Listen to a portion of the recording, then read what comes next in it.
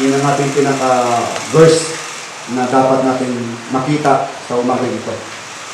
So sabi ng Bible sa Hebrew chapter 12, verse 2, looking unto Jesus, the author and finisher of our faith, who for the joy that was set before him, endured the cross, despising the shame, and is set down at the right hand of the throne of God.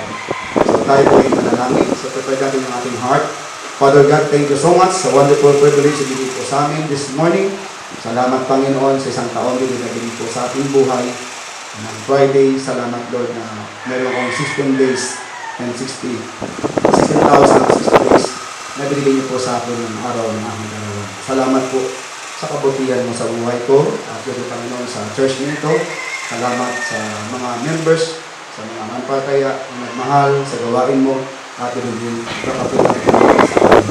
Lord, ngayong umaga, gusto kong express mo ang aking gratitude, pagpapasalamat sa inyo at maging po sa church. Lord Panginoon, this morning, ay gusto Panginoon message na naway magpatuloy pa po ang bawat isa hanggang sa binibigyan ng privilege na mayroon kami Panginoon sa araw nito.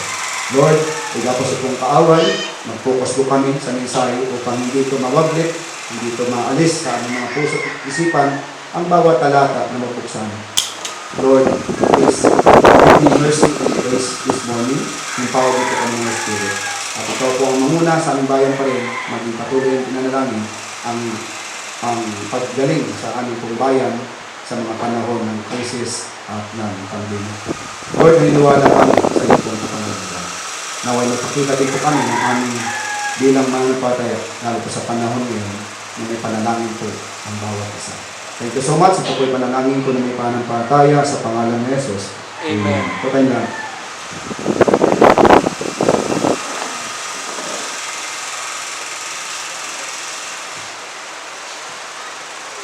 So, sa Book of Hebrews, alam naman natin ay sa chapter 11, isinulat ang maraming mga tinatawag na mga man of faith, heroes, mananampalataya, o mga tinatawag mga man of God. So, dito naman sa ating babasahin, sa aklat ng Hebrew, ipinakita dyan na sana sa panahon ngayon ay wala tayong ibang tinatawag na pag-asa kung tutusin, maliban tayo ay nakatingin sa Diyos. Totoo lang, wala tayo talagang masabi na pag-asa o anong bagay magagawa natin, maliban tayo ay nakatingin na lang sa Panginoon. Kaya ang verse dito, looking unto Jesus. So the title of our message, looking unto Christ, or focus. Means focus, yung pag sinabing focus, ay talagang nakatingin ka doon sa mga bagay na iyong tinitingnan. No?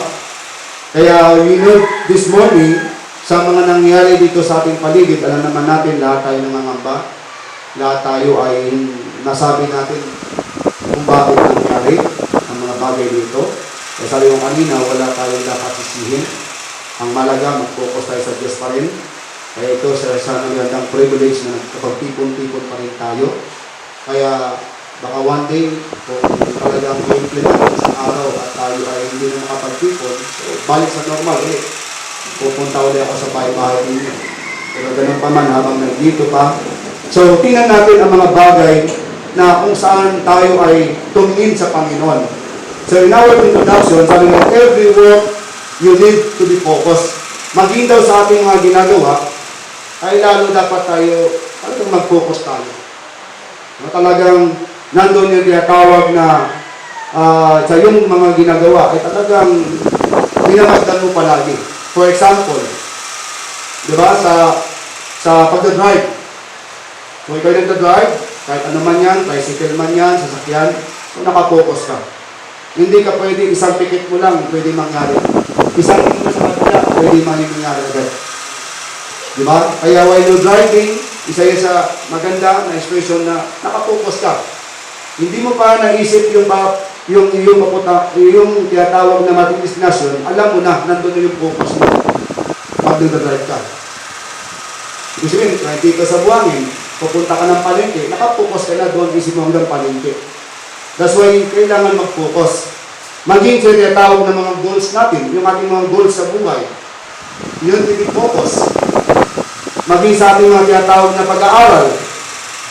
No? Itong study ng mga kabataan ngayon, talagang alam natin na hindi natin masasabi kung ano na nangyayari, pero kapag nag-aaral ka, you need to be focused. No? Kasi ang isang bata, isang nag-aaral, nag-focus yan, mayroon yung tinatawag na katagumpayan. Tama? Pero isang bata na hindi nakapokus sa pag-aaral, ano nangyayari? So, hanggang doon na lang, hindi na natapos. Dahil may mga distractions siyang napansin. Maging yung tinatawag natin mga dreams sa buhay natin. May mga pangarap tayo. So, kailangan mag-focus tayo. Ano man yun?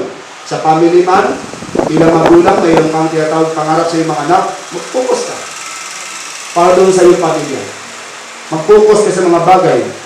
Maging yung kung mayroon kang tinatawag na vision, mayroon kang tinatawag na pangitain o desire one day. So, you need to be focused. Pero sabi nga dito, ang salitang focus, ang pinakamalaga, yung simula, lagi. Kaya sa simula pa lang, but the most important, when you start, you need to focus sa buhay. So, ganoon din sa Diyos. Yun din sabi ng Bible kanina, looking unto Jesus, the author and the finisher of our faith. That's why kay tayo sa panahon ngayon, hindi pa natin nalalaman ang mga bagay na pwede mangyari, pero sabi ng Bible, tumingin ka sa Diyos palagi. At huwag mong alisin ang iyong mata sa Panginoon. Huwag mong ibali ang mata mo sa ibang bagay. Kasi pag tumingin ka sa iba, madi-discourage ka, mawawala ka sa linya na dapat mong katahakin. Kaya ang Panginoon sabi, looking unto Jesus. That's why, simulan mo kung ano yung mga desire mo sa puso mo, ano yung mga bagay gusto mong gawin sa iyong tinatawag na karir, sa ministry ng gawain ng Diyos, ano mang ginagawa mo, you must start with focus. Kasi pag hindi na nag-focus ka simula ng totoo, so hindi ka maging matagumpay. Kaya ako naniniwala, maging sa ministry, kaya ng gawain dito sa loob, sa church dito, you need to be focused. Yan yung ano ng Diyos sa akin. Mag-focus na ako sa mga bagay na dapat gawin pa sa Diyos. At hindi ko dapat pansinin ang mga bagay na yan. Although dumating yung mga problema, dumating yung mga challenges sa buhay, pero you need to be focused pa rin sa Diyos. Dito pa tayo mga konti. No? So, bilang Kristiyano, ano yung mga dapat nating i-focus sa panahon ngayon? Okay? So, sana alisin nyo muna yung mga bagay na gaya ng pera, gaya ng mga gamit na mabibili nyo. Alisin nyo muna ang mga bagay na yan. Yung study nyo, alisin nyo muna yan. Dahil hindi man papatuloy yan. Hindi naman yan habang buhay. So, kung ano mang pinupokus mo ngayon, alisin mo muna. Mag-focus ka sa mensahe ng Diyos. Okay? So, isang bagay na dapat natin i-focus sa ating Diyos bilang manampalataya. Una, yung salitang ang pagsamba sa dakilang Diyos. Amen. Ang pagsamba. You worship God. Yung totoo na talagang nakapokus ka sa pagsamba sa Diyos ng mga hari at Panginoon ng Panginoon. That's why minsan hindi tayo nakapagpatuloy kasi hindi talaga tayo nag-worship ng totoo sa Diyos. Tama? Kaya minsan pagdating ng mga bagay, mabilis tayo mag-sway ng mga bagay kasi hindi tayo nakapokus sa pagsamba sa dakilang Diyos. Kaya sa church dito, lagi sinasabi sa panahon ngayon, kapag dating ang mensahe sa ng Diyos, be focused. Sayang kasi pag lumabas ka, hindi mo narinig ang tama at hindi mo napakinggan. Kaya alisin natin lahat ng mga bagay na anong distraction sa paligid natin kapag tayo sa loob ng church. Why? Because we worship the great God. Amen? Kaya sabi ko kanina, alisin nyo muna mga bagay na naging pabigat sa inyo kung saan doon ka nagkalala. Alisin mo muna yan. Pag-focus ka sa pagsamba sa dakilang Diyos. Because maging ang Bible nagsasabi, maging ang Panginoon sa aklat ng Mateo sa Bible nyo, maging ang Diablo, ay talagang sinabihan na siya ng Diyos sa aklat ng Mateo chapter 4. Ito yung Bible niyo. Ito yung Matthew 4 na kung saan ay tinukso siya ng kaaway, sinubukan ang kanyang pagka-Diyos. Pero doon sa kanyang huling sinabi ng Diyos sa kanya, Matthew chapter 4, verse 10. Hindi dito, sabi ng verse. Sa Matthew chapter 4, verse 10. No, sabi diyan, no? Then saith Jesus unto him, Get thee hence, Satan, for it is written, Thou shalt worship the Lord thy God, and Him only shalt thou serve. Maging sa Satanas, sinabihan ng Diyos, wala kang ibang sasambahin maliban sa Diyos mo. Sino tutukoy niya? Ako ang harap mo. Kaya pag sa Diyos ka, humarap ka sa Diyos ng totoo. Amen? Why? Because we worship God, the great God, sa buhay natin. Kaya minsan, mabis tayo bumagsak, backslide. Bakit? Hindi tayo nakapokus to worship God in spirit, in truth. That's why yung sabi ng Bible sa John chapter 4, buksan nyo. Marami tayong mga verse, pero titignan natin mga bagay na pakalaga. John chapter 4.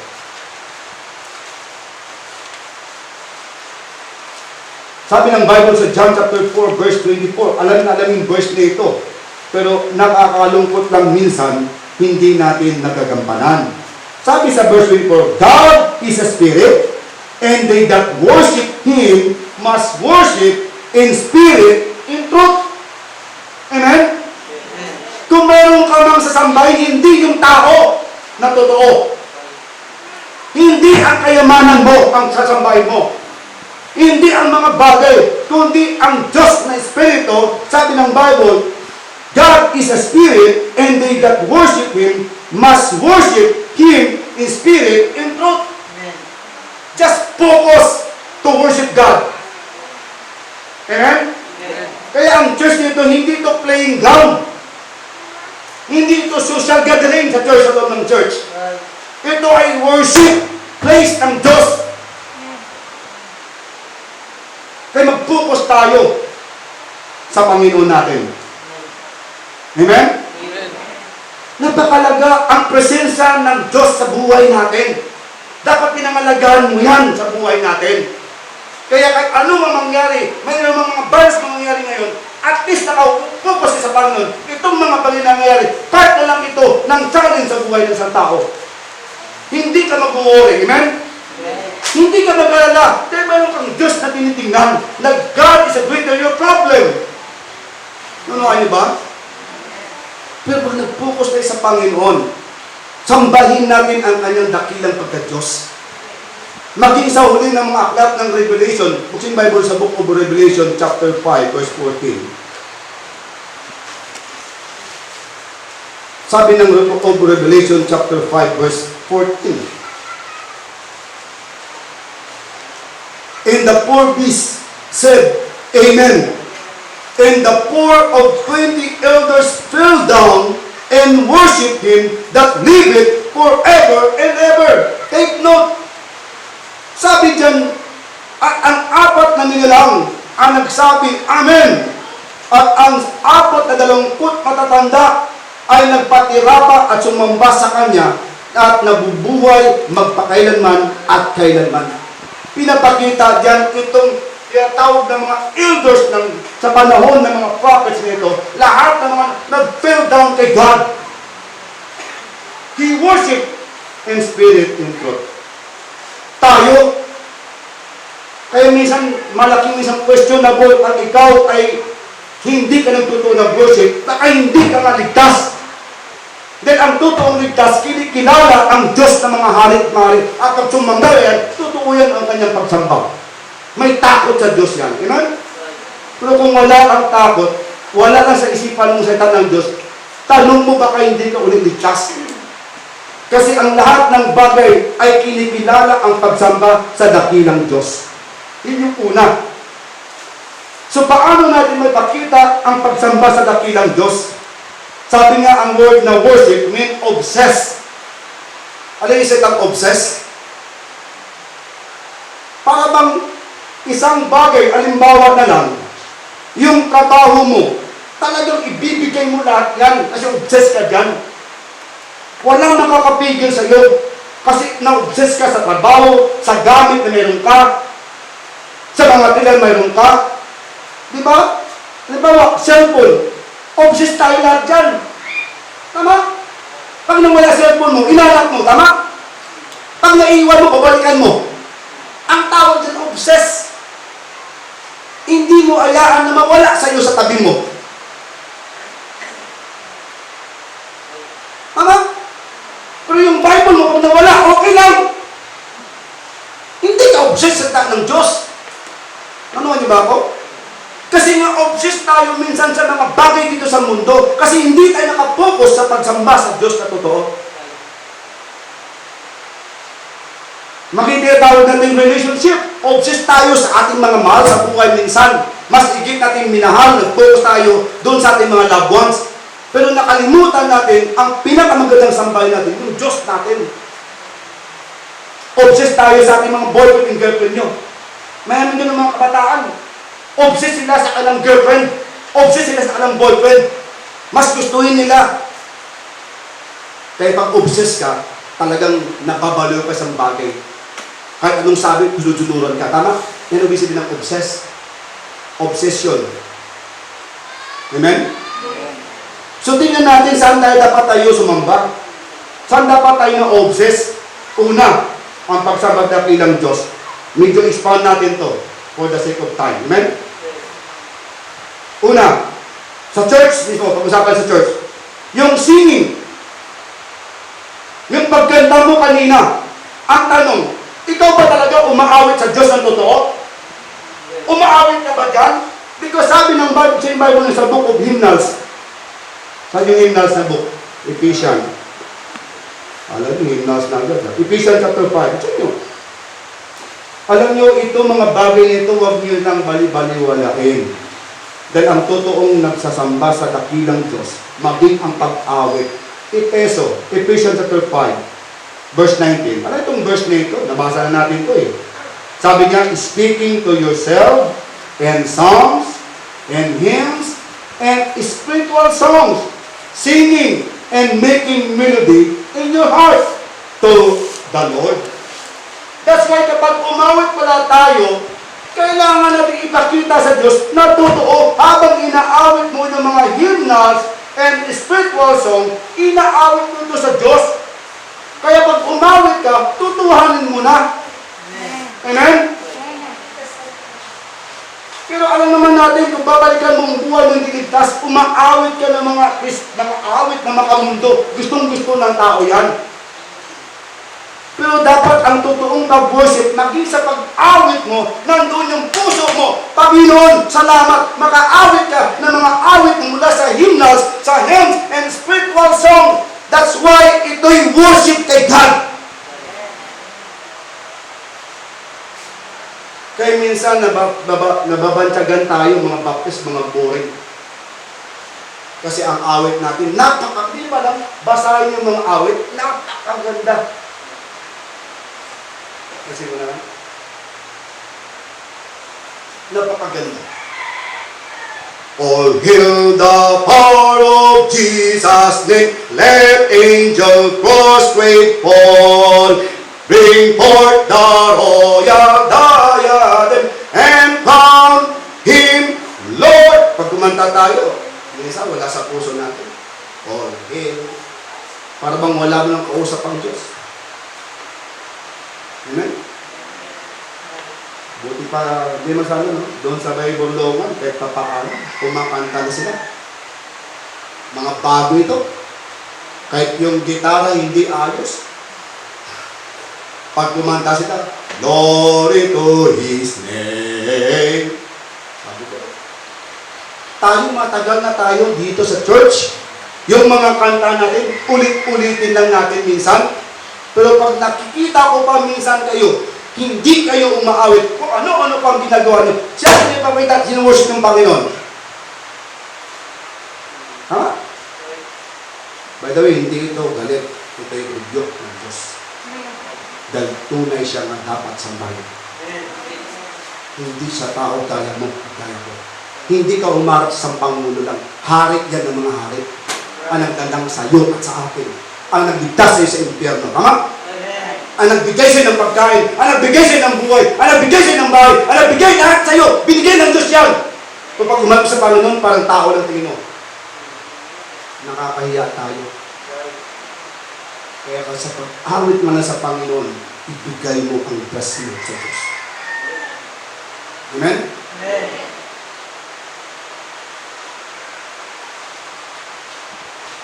Singing with God. Yung pagsamba. Dahil lahat ng mga lyrics na nakikita nyo dyan, pag umaawit ka, galing yan sa salita ng Diyos. Pinagsama-sama yan para umawit ka. Kaya pagdating mo sa langit, hindi ka makakanta ng ayos. Sige ito, binugo. Amen? Sabi nga ni Dison, natuwa kay Brother Dison, yung anak kapatid din. Sabi, Pastor, hindi ko alam kung saan kakanta kasi minsan sabi niya, listen now, di ba may 1, 2, 3, 4. Akala ko saan siya. Sabi ko, brother, ito yan. Itong page 1, page 1, page 1, chorus. Page 2, page 2. At least dito, nakikita na natin. That's why ang pagsamba, simula natin sa pag-awit. Kahit saan ka, pwede ka umawit sa Diyos. Amen? Kahit sa bahay, patugtog mo yung mga awit ng mga Kristiyano. Kaya ang birthday ko nung pwede, nandito ako. Umawit sa Panginoon. Inaalala ko lang, kailangan ko na save habang umawit ako. Anong ginawa ng Diyos sa buhay ko? Kaya sabi ko nga, ako'y 44 years old na. 16,060 days ang aking araw. 16,000 days. Napakabuti ng Diyos sa buhay ko. Amen? Kaya, i-worship ang pagsamba sa dakilang Diyos. Pangalawa, di ba kayo? Ano po ang isang bagay na mapakita natin sa word ng worship with God, with the great God? Number 2, your Bible reading. Itong mga basic ito, pero itong pinakamalaga sa buhay ng isang Kristiyano. Yung pagbabasa ng salita ng Diyos. Kaya sabi ko nga, tuwing bubuksan ang salita ng Diyos sa harapan mo, magpasalamat ka na. Kasi bukas na yan. Para basahin mo, pakinggan mo, at isabuhay mo. Tama? Ano sabi ng Bible sa aklat ng 2 Timothy chapter 2, verse 15? Itong verse nito, lagi nyo itong narinig. Napapasadahan natin. 2 Timothy, sa likod ng inyong Bible, sabi ng Bible, 2 Timothy chapter 2, verse 15, study to show thyself approved unto God, a workman that needeth not to be ashamed, rightly dividing the word of truth. Sa wikang Tagalog, sabi nga, mag-aral upang ipakita ang inyong sarili na subok sa Diyos, isang manggagawa na hindi kailangan mapahiya, matuwid, at inahari ang salita, inahati ang salita ng katotohanan. Kaya napakalaga pala ang Bible reading. Napakalaga pala ang pag-aaral ng salita ng Diyos. Kapag binubuksan mo sa salita ng Diyos, you must worship in spirit and truth. Amen? Kapag hindi mo binubuksan ang Bible mo, malaking mga bagay na hindi ka na nakapokus sa Diyos. Kaya minsan, dahil wala kang Bible reading, pag dumating mga pagsubok, sumisimplang na tayo. Kasi wala tayong guidance sa salita ng Diyos. Amen? Kaya ang pagbabasa ay pagsamba sa dakilang Diyos na nanggalang sa atin. Bakit? Ito ay salita niya. Di ba sabi ng Bible, John 1:1, in the beginning was the Word, and the Word was with God. Amen? Ano ba kayo sa Bible? Ang Biblia, habang ito'y binabasa mo, nakikilala mo ang dakilang Diyos at nag-worship ka sa Kanya. Kaya kung sinasabi mo ikaw ay saved, kung sinasabi mo ikaw ay manampalataya, basahin mo ang salita ng Diyos, ipamumuhan mo ang salita ng Diyos, aaralin mo ang salita ng Diyos, para sa panahon, hindi ka mapapahiya.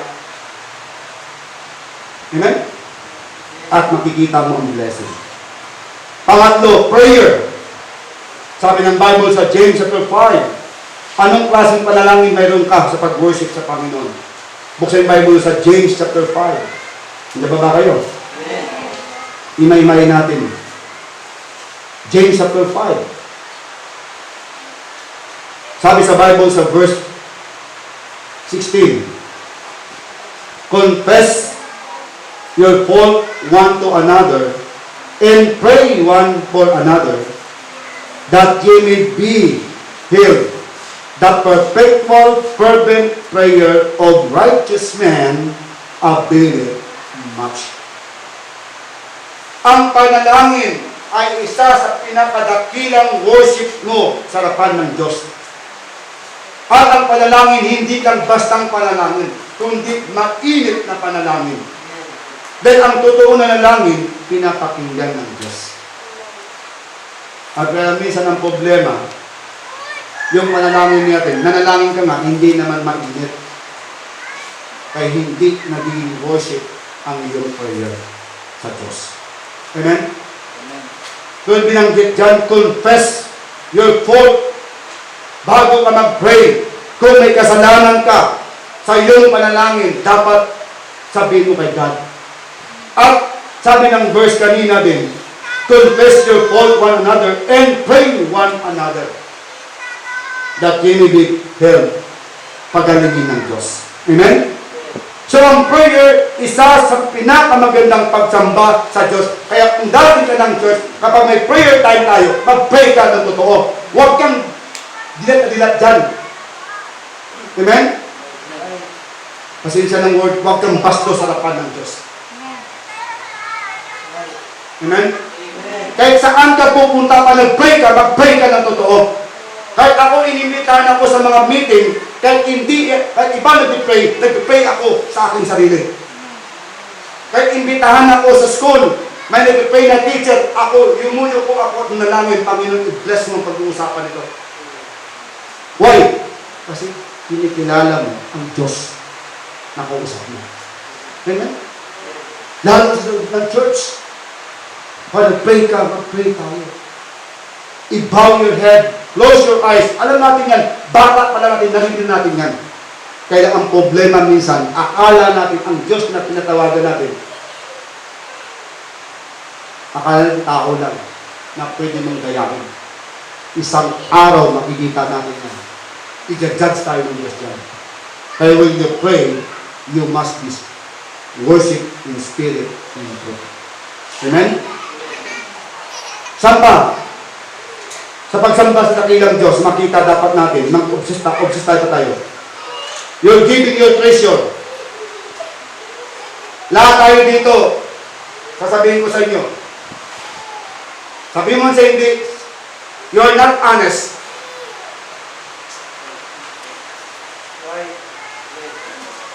Tama? Kasi kung obsess ka sa Diyos, lahat ng blessing, sigurado binigyan ng Diyos sa iyo, may part ang Diyos agad yan.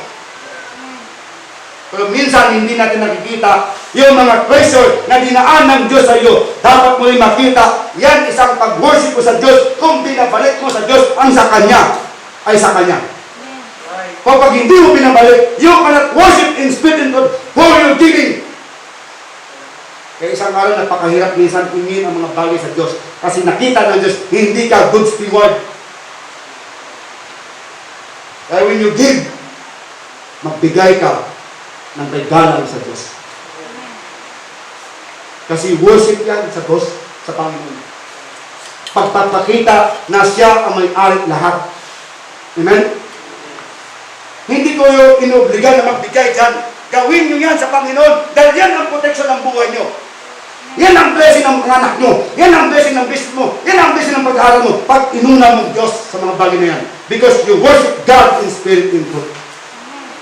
Amen? Amen. Hindi ako nagpapis dito na tinatawag na pahimaman ka. Ang Diyos, iba ng kapakala. Ibang paraan ng Diyos. Yung kalusugan mo, sanggaling yan sa Diyos. Pag-gising mo ngayong umaga, nagpasalamat ka ba? Sana matutunan natin, giving your treasure is part ng pagkilala sa pagsamba sa dakilang Diyos. Tandaan nyo, wala tayong kahit 5 sa buhay natin nang lumabas ka sa magulang mo. Hanggang ngayon, hindi sa'yo yan ang mangyari.